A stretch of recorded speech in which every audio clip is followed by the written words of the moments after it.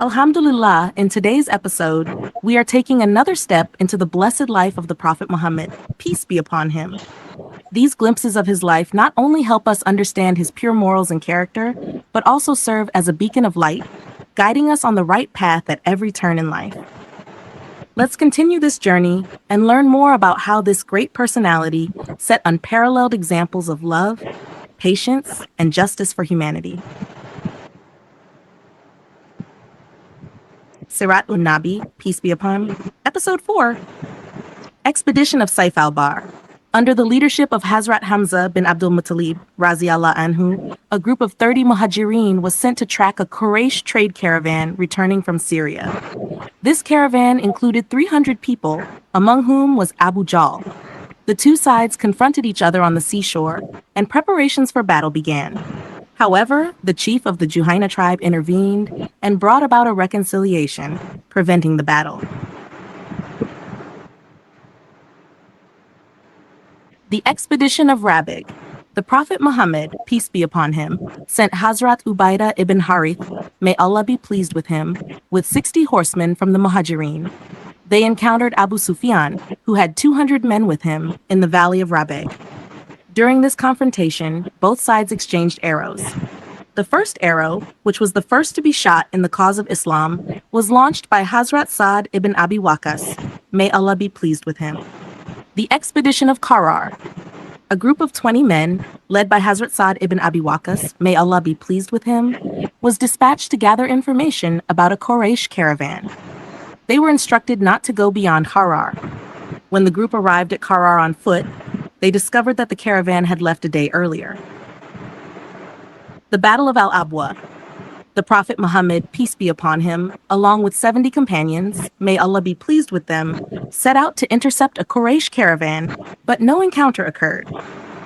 During this journey, a treaty was made with the tribe of Banu Damra, aimed at uniting against common enemies. This was the first military expedition in which the Prophet Muhammad, peace be upon him, personally participated. The Battle of Buat. The Prophet Muhammad, peace be upon him, and 200 companions, may Allah be pleased with them, set out to intercept a Quraysh caravan that included Umayyah ibn Khalaf. However, no skirmish occurred. The Battle of Safwan or Minor Badr. In Rabi al-Awwal of the second year of Hijrah, Kurz ibn Jabir raided the pastures of Medina with some polytheists and took away some animals. The Prophet Muhammad, peace be upon him, pursued him with 70 companions, may Allah be pleased with them, but Kurz managed to escape. The Battle of Dual Ashira. In Jumada al-Ula, the Prophet Muhammad, peace be upon him, set out with 150 or 200 companions, may Allah be pleased with them, to intercept a Quraysh caravan, but the caravan managed to escape. During this journey, a non-aggression treaty was made with the Banu Mudlij. The Expedition of Nakhla. In Rajab of the second year of Hijrah, a group of 12 men under the leadership of Hazrat Abdullah ibn Jash, may Allah be pleased with him, was sent out. The Prophet Muhammad, peace be upon him, gave the leader a letter and instructed him, open this letter after 2 days of travel. After 2 days, the letter was opened, and it read, when you read this letter, proceed and station yourself at Nakhla between Makkah and Taif. There, lie in wait for a Quraysh caravan and gather intelligence for us. When they reached Nakhla, they saw a caravan loaded with raisins, leather, and trading goods.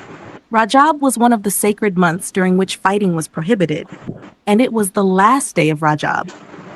The Muslims consulted each other, pondering what to do. Should they fight and violate the sanctity of the sacred month? Or should they wait overnight, risking the caravan entering the sacred boundaries? They decided to attack, resulting in 1 man being killed and 2 being captured. When the Prophet Muhammad, peace be upon him, learned of the incident, he was displeased as he had not given the order for combat. Meanwhile, the Quraysh began spreading propaganda that the Muslims did not respect the sanctity of the sacred months. The Prophet Muhammad, peace be upon him, released the prisoners and paid blood money for the deceased. The Battle of Badr. The economy of Makkah depended heavily on trade, with most of it occurring with Syria. To reach Syria, they had to pass close to Medina. A trading caravan was returning from Syria when the Prophet Muhammad, peace be upon him, set out with 313 companions, may Allah be pleased with them, to intercept it. The Muslim army had only 2 horses and 70 camels.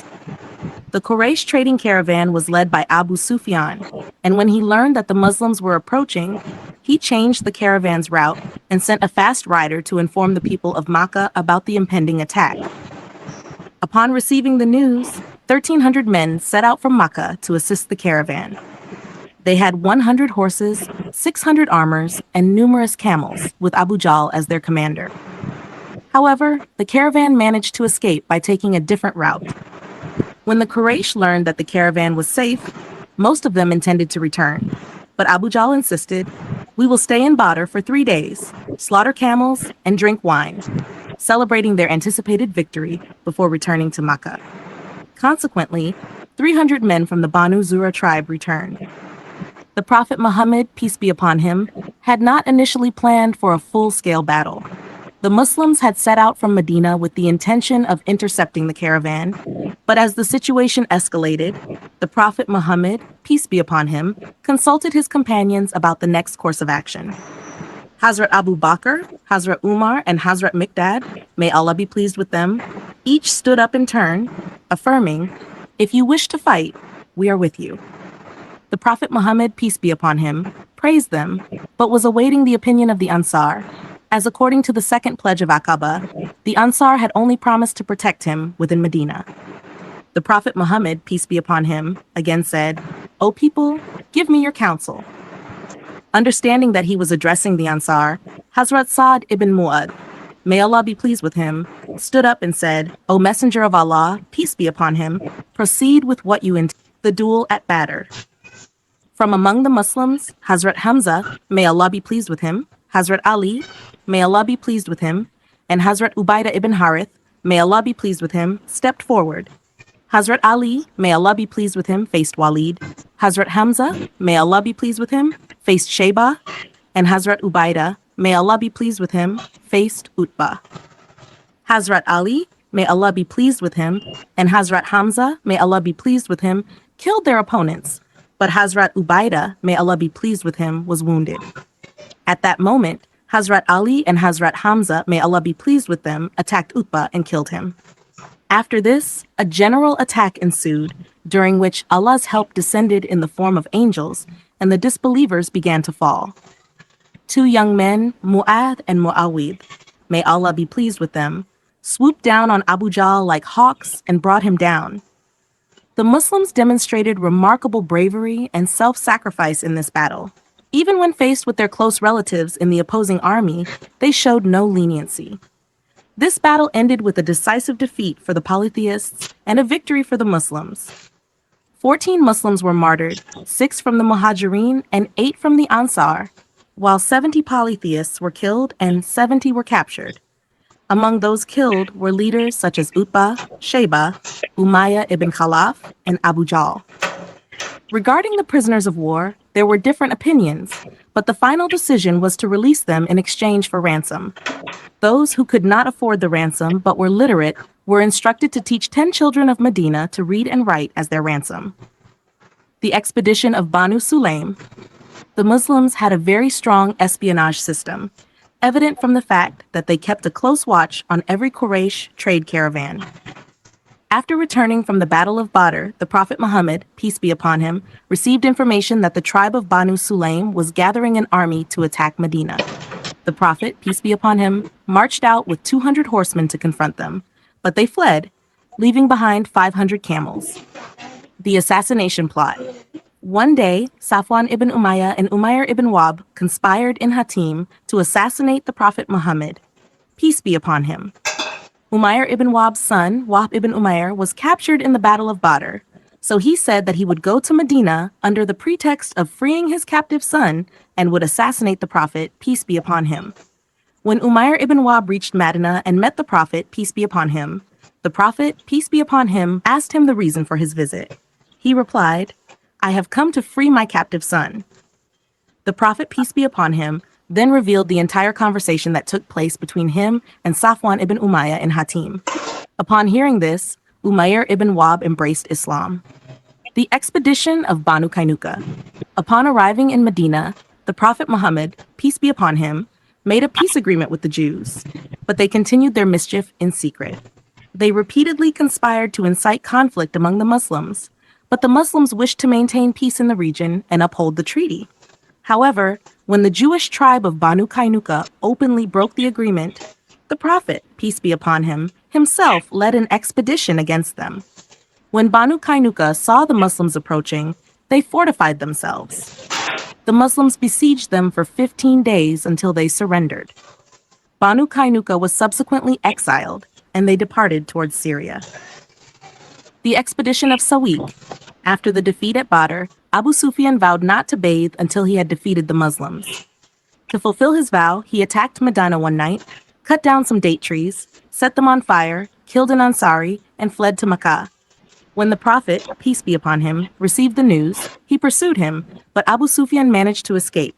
However, he lightened his load by discarding some supplies, including a significant amount of barley flour. Since Sawiq is the Arabic term for barley flour, this expedition was named the Expedition of Sawiq. The Expedition of Du Amr. The Prophet Muhammad, peace be upon him, received information that the tribes of Banu Thalaba and Muharib had gathered a significant force to attack Medina. In response, he, peace be upon him, set out with 450 companions, may Allah be pleased with them, towards them. When Banu Thalaba heard of this, they dispersed towards the mountains, but the Muslims continued to advance and stayed in the area for a month. The assassination of Ka'b ibn Ashraf. Ka'b ibn Ashraf was a cunning and conspiratorial leader of the Jews. He never missed an opportunity to harm the Muslims. He had allied with the polytheists of Makkah and incited people against the Muslims through his poetry. He also composed indecent verses about Muslim women. A few companions, may Allah be pleased with them, volunteered to eliminate him, and one night they killed him. This incident made the Jews realize that Muslims now had the strength to stop those who disturbed the peace, even if it meant using force. Consequently, the Jews temporarily chose to live peacefully. The expedition of Zayd ibn Haritha, may Allah be pleased with him. This was the last major military expedition before the Battle of Uhud. When the trade routes for the Quraysh caravans became entirely unsafe, they grew extremely anxious. Their summer trade caravan was headed to Syria, for which they chose a slightly longer route, but the Muslims were informed of their journey. The Prophet Muhammad, peace be upon him, dispatched an army of 100 companions, may Allah be pleased with them, under the command of Zayd ibn Haritha. May Allah be pleased with him. The Quraysh continued their journey, but were intercepted by the Muslims at a certain point. Safwan ibn Umayyah managed to escape with the caravan, but a large amount of spoils of war fell into the hands of the Muslims. After the Battle of Badr, this was another painful event for the Quraysh, in which they suffered significant financial losses. To be continued.